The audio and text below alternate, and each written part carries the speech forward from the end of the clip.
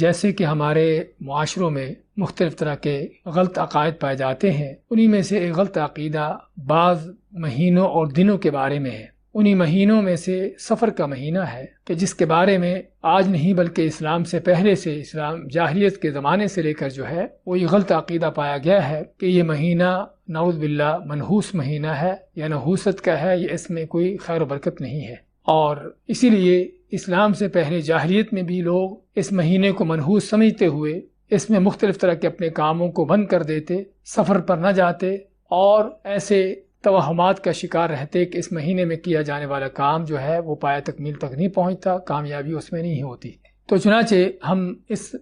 عقیدے کے حوالے سے جاننا چاہیں گے کہ شرعی لحاظ سے اس عقیدے کی کیا حقیقت ہے۔ رسول کریم صلی اللہ علیہ وسلم کا فرمان ہے، جس طرح کہ صحیح بخاری اور مسلم کی حدیث ہے کہ لا عدوى ولا طیرہ ولا حامہ ولا صفر۔ آپ مانتے ہیں کہ نہ تو وائرس بیماریاں از خود آگے پھیلتی ہیں بلکہ اللہ کے حکم سے چلتی ہیں، ولا طیرہ اور نہ ہی بدشگونی کوئی ایسی چیز ہے کہ کسی چیز کو منحوس قرار دیا جائے، ولا حامہ اور نہ الو نام کی کوئی ایسی چیز ہے کہ جس سے کوئی نقصان ہوتے ہوں، ولا صفر اور نہ ہی سفر کا مہینہ منحوس مہینہ ہے۔ تو رسول کریم صلی اللہ علیہ وسلم نے اس حدیث میں 4 مختلف طرح کے جو غلط عقائد تھے ان کا رد کیا ہے۔ ایک تو لوگوں کا جو عقیدہ سابقہ زمانوں سے لے کر چلا آیا ہے کہ وائرس بیماریاں خود بخود آگے پھیلتی اور چلتی ہیں، تو آپ میں کہ ایسا نہیں ہوتا بلکہ اللہ کے حکم اس کی تقدیر سے چلتی اور پھیلتی ہیں۔ اور دوسرا، کوئی ایسی اللہ کی مخلوقات میں چیز نہیں کہ جس سے بدشگونی لی جاتی ہو، اور ان چیزوں میں سے جس سے بدشگونی خاص طور پر جاہل لوگ لیتے ہیں اس میں الو نام کا پرندہ ہے کہ جس کے بارے میں جاہلوں کا تصور اور خیال ہوتا ہے کہ جس گھر پر الو بیٹھ جاتا ہے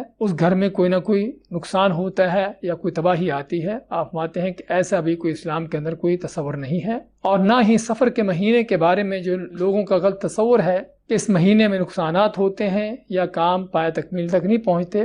یہ بھی غلط تصور ہے۔ تو چنانچہ اوقات جتنے بھی ہیں وہ سبھی کے سبھی اللہ کے پیدا شدہ ہیں۔ علامہ ابن رجب رحمۃ اللہ علیہ فرماتے ہیں کہ کسی وقت کو جو ہے وہ خاص کرنا اس لحاظ سے کہ یہ بدشگونی کا وقت ہے، جس طرح کہ سفر کا مہینہ ہے، یہ بالکل غلط بات ہے۔ زمانے اور اوقات جتنے بھی ہیں اللہ کی طرف سے پیدا شدہ ہیں کہ تاکہ لوگ ان اوقات سے فائدہ اٹھائیں۔ تو علامہ ابن رجب فرماتے ہیں کہ ہر وہ وقت کہ جو انسان اللہ کی نیکی اور اطاعت میں گزارتا ہے وہ اس کے لیے مبارک اور بابرکت وقت ہے، اور ہر وہ وقت جو انسان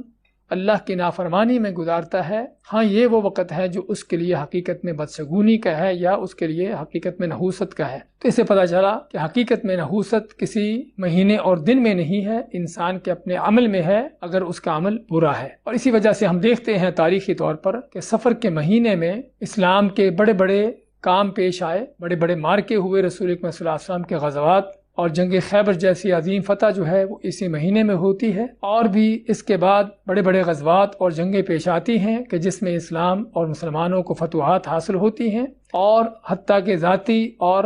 گھریلو معاملات کے حوالے سے بھی اگر دیکھا جائے، رسول کریم صلی اللہ علیہ وسلم کی شادی اسی سفر کے مہینے میں ہوتی ہے، اور رسول اکرم صلی اللہ علیہ وسلم کی سب سے بڑی بابرکت شادیوں میں سے یہ شادی ہے جس سے اس ام المومنین ام خدیجہ رضی اللہ تعالیٰ عنہ سے آپ کی ساری اولاد پیدا ہوتی ہے، اور کیا کیا ان سے خیر و برکات آپ کو حاصل ہوتی ہیں۔ اسی طرح سیدنا علی رضی اللہ تعالیٰ عنہ کی فاطمہ رضی اللہ تعالیٰ عنہ سے شادی بھی اسی سفر کے مہینے میں ہوتی ہے، اور اس شادی کے بھی برکتیں ہم سبھی جانتے ہیں۔ تو اس قدر خیر و برکات کے کام اسلام کے اندر ہوتے رہے ہیں اسی مہینے کے اندر، تو کوئی کام ایسا نہیں کہ جو پایہ تکمیل تک نہ پہنچا ہو، جو بگڑا ہو، جس میں کوئی خرابی آئی ہو۔ تو اس سے کیا پتہ چلتا ہے کہ اس مہینے کے بارے میں نحوست کا عقیدہ یہ سراسر جاہلانہ عقیدہ ہے، اسلام کے سراسر برخلاف عقیدہ ہے،